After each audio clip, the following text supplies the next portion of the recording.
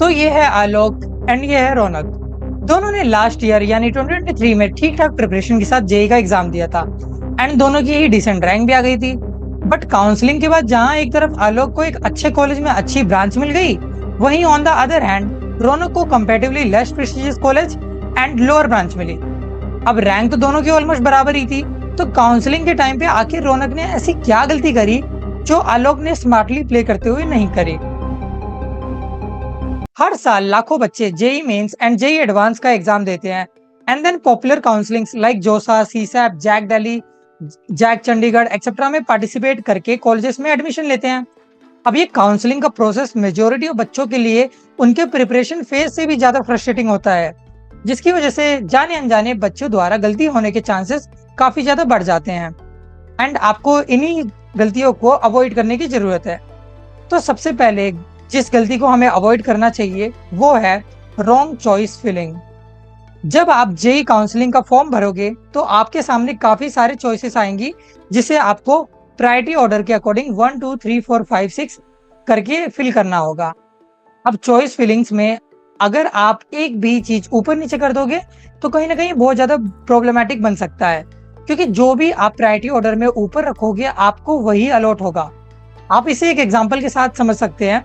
मान लो आपने NIT Patna ECE को ऊपर भरा एंड एमएनआईटी जयपुर सीएसई को आपने नीचे भरा। अब अगर आपका रैंक अलाउ भी कर रहा होगा तो भी पहले आपको एनआईटी पटना अलॉट होगी, ना कि एमएनआईटी जयपुर। तो कहीं ना कहीं ये थोड़ा सा प्रॉब्लमेटिक तो हो गया, ठीक है। इसलिए मैं आपको यही सजेस्ट करूंगा कि जो भी आपको कॉलेज ज्यादा पसंद है आप उसको ऊपर भरे एंड जो भी कॉलेज आपको कम पसंद है थोड़ा उसको आप नीचे भरे, इररिस्पेक्टिव ऑफ योर रैंक, ठीक है। बच्चे जो होते हैं कई बार जल्दबाजी में ये गलती कर देते हैं एंड आपको इसी गलती को अवॉइड करने की सख्त से सख्त जरूरत है। मिस्टेक नंबर 2 की बात करें तो ये है filling less number of choices. काफी बच्चे काउंसलिंग के टाइम पे सिर्फ 5 या 7 चॉइसेस फिल करते हैं, ठीक है, एंड बाकी चॉइसेस को वो भरते ही नहीं है। This is a very big blunder जिसे आपको अवॉइड करने की सख्त से सख्त जरूरत है। इसलिए मैं आपको यही सजेस्ट करूंगा कि आप मैक्सिमम नंबर ऑफ चॉइसेस भरो, ताकि आपको एटलीस्ट आपकी पसंद का कॉलेज अलॉट हो जाए जिसको आपने खुद अपने प्रायोरिटी ऑर्डर में सेट करा होगा, ठीक है। अब बात करते हैं नेक्स्ट मिस्टेक की, जो कि है not researching college and courses थ्रूली।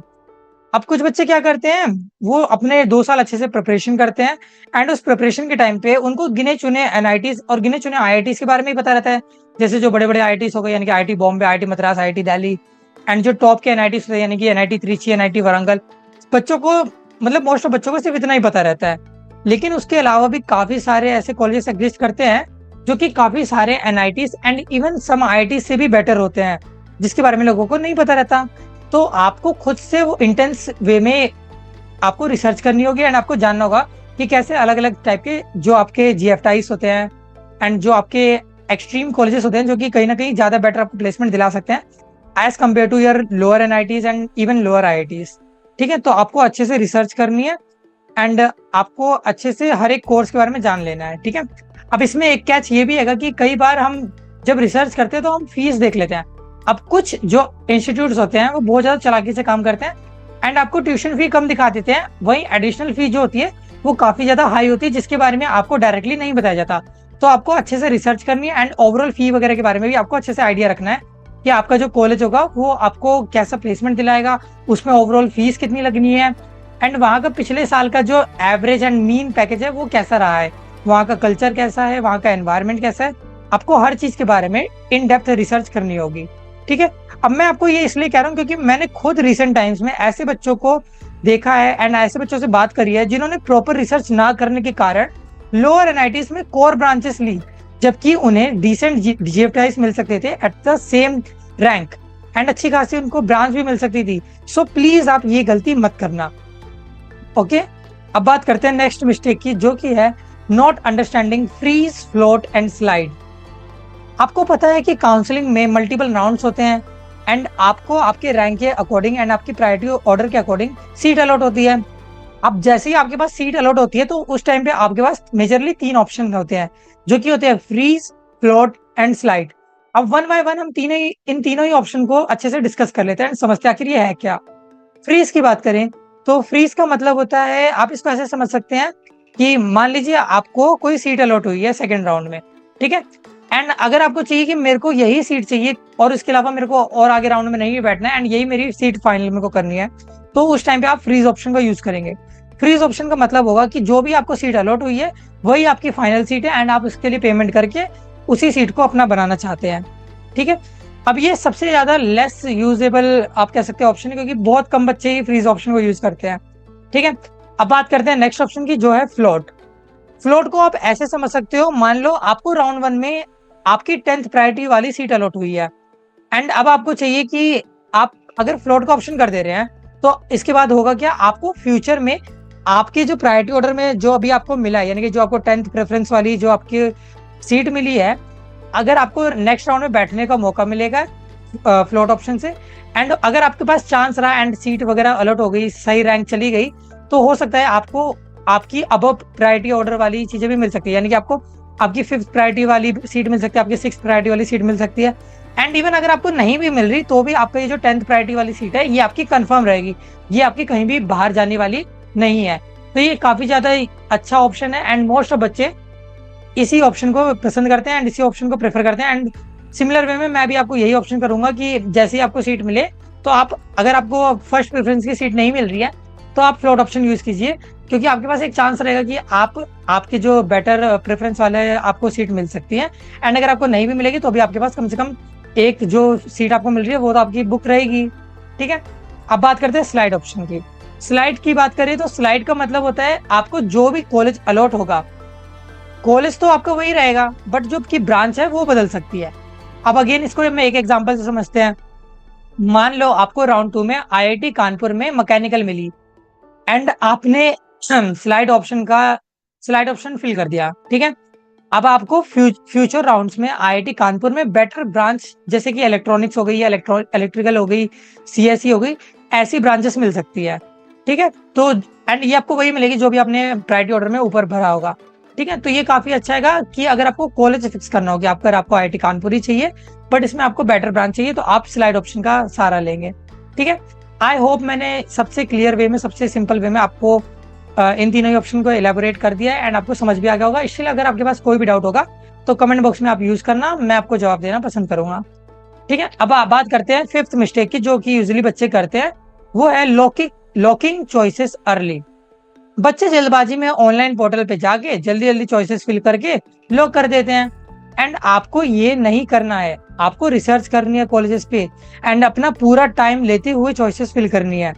And lock होने की तो आपको टेंशन ही लेनी है, क्योंकि देखिए आपको पूरा टाइम अपना रिसर्च में लगाना है, आपको देन उसके अकॉर्डिंग अपनी चॉइसेस फिल करनी है। अब चॉइसेस फिल करके आप उसको छोड़ दीजिए। ठीक है, क्योंकि जैसे ही आपका जो थ्रेशोल्ड टाइम आएगा, यानी कि जो आपका फाइनल टाइम होगा, जहां तक की लिमिट दी जाती है कि इस टाइम तक आप अपने चॉइसेस फिल कर सकते हैं, उस टाइम के बाद ऑटोमेटिकली जो भी आपकी चॉइसेस फिल होंगी जिस भी ऑर्डर में, वो आपका लॉक हो जाएगा। तो आपको लॉक होने या ना लॉक होने की कोई टेंशन लेनी नहीं है, बस आपको टेंशन लेनी है कि आप अपना प्रायोरिटी ऑर्डर क्या रख रहे हैं। अब एक बात मैं आपसे और कहूंगा कि जब भी आप अपनी चॉइसेस को में कोई भी चेंज करेंगे तो प्लीज एक बार आप रीलॉग इन करके कंफर्म जरूर कर लेना, क्योंकि eight the end of the day जोसा, जैक दिल्ली एंड बाकी जितनी भी काउंसलिंग है ये आधी तो एनटीए के अंडर ही है एंड एनटीए कब क्या करे इसका तो खुद एनटीए को भी नहीं पता रहता, तो आप एक बार रीचेक जरूर कर लीजिएगा। ठीक है, अब बात करते हैं 6th मिस्टेक की, do not blindly rely on other.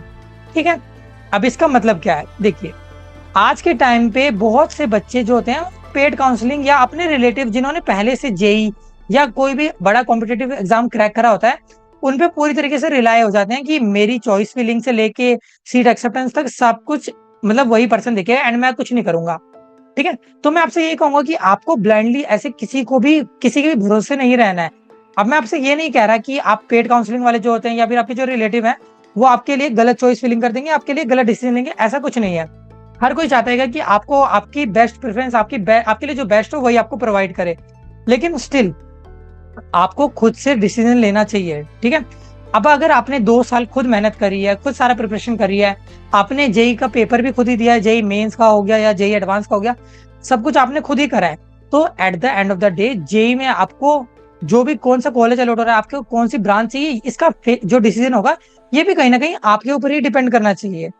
ठीक है, अब जो मेजर डिसीजन होने वाला होगा आपके जेई लाइक ब्रांच अलॉटमेंट से लेके या फिर आपको कौन सी ब्रांच मिलने वाली है, कौन सी सीट मिलने वाली है, किस कॉलेज में मिलने वाली है, इसका जो मेजोरिटी वाला डिसीजन होगा वो आपको एंड आपकी फैमिली का ही होना चाहिए। आपके फैमिली एंड आपके अलावा जो कोई भी थर्ड पर्सन होगा, आप उसकी राय जरूर ले सकते हैं, आप सजेशन ले सकते हैं। हो सकता है कि आपको सजेशन देने के बाद आपकी जो चॉइस फीलिंग होगी उसमें कोई चेंज आ जाए, लेकिन आपको कंप्लीटली किसी और पे मतलब रिस्पॉन्सिबिलिटी नहीं देनी है।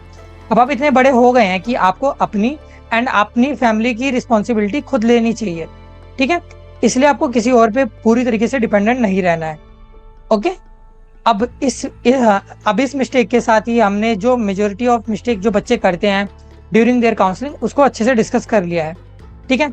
And with this let's wrap up this video. I hope आपको ये वीडियो पसंद आया होगा एंड साथ ही साथ आपको कुछ नया सीखने को भी मिला होगा, ठीक है।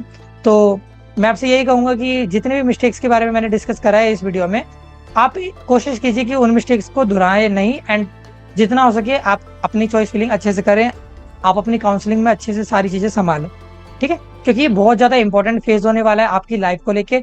जितना ज़्यादा इंपॉर्टेंट फेज आपका लाइक एग्जाम प्रिपरेशन था, जेई के प्रिपरेशन के टाइम पे आपने जितनी मेहनत करी, आपको उससे 10 टाइम ज़्यादा मेहनत करनी होगी ड्यूरिंग दिस काउंसलिंग प्रोसेस, क्योंकि यही आपके आने वाले 4 साल आपके डिसाइड करेगा एंड उन 4 साल से आपकी आने वाली पूरी जिंदगी डिसाइड होनी है, ठीक है। So thank you so much for watching this video and best of luck for your future. मिलते हैं नेक्स्ट वीडियो में।